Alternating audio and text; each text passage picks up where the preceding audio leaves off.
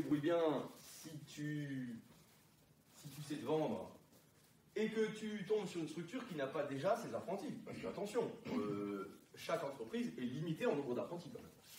Parce que sinon, on va se tirer. Du coup, c'est combien le nombre d'apprentis? C'est 2 apprentis par maître d'apprentissage.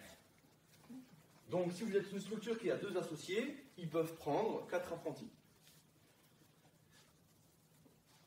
Alors, il y a des grosses structures aujourd'hui. Il y a des grosses structures qui ont 4 employés et le patron, donc ça fait 5 personnes, ça fait 10 apprentis. Ça existe. Par rapport à la limite à 2 apprentis par maître d'apprentissage, vous disiez que s'il y avait 2 associés, oui. Donc il pouvait y avoir 4 apprentis. Oui. Mais le critère, il est juste que ce soit un associé, ou ils ont un critère de formation nécessaire pour être... Ah, il y a des critères quand même.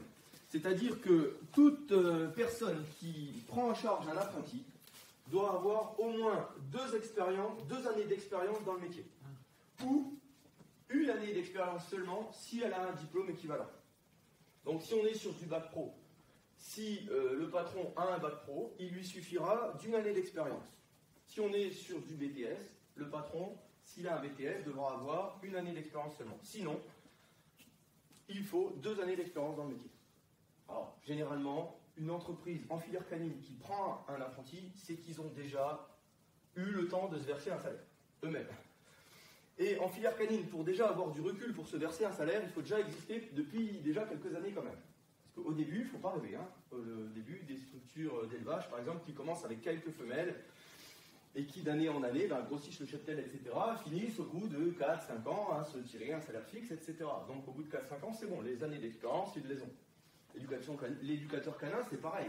L'éducateur canin, au début, il va commencer plus réactif. Il va ouvrir son activité, il va faire des créneaux d'éducation le samedi, il va en faire un peu le mercredi après-midi pour commencer à se faire une clientèle. Et au bout de 2 ans de boulot, il va arrêter son métier et il va se mettre à fond là-dedans. Donc ça, les années d'expérience, elles seront là. Généralement, c'est pas ça qui pêche dans la filière.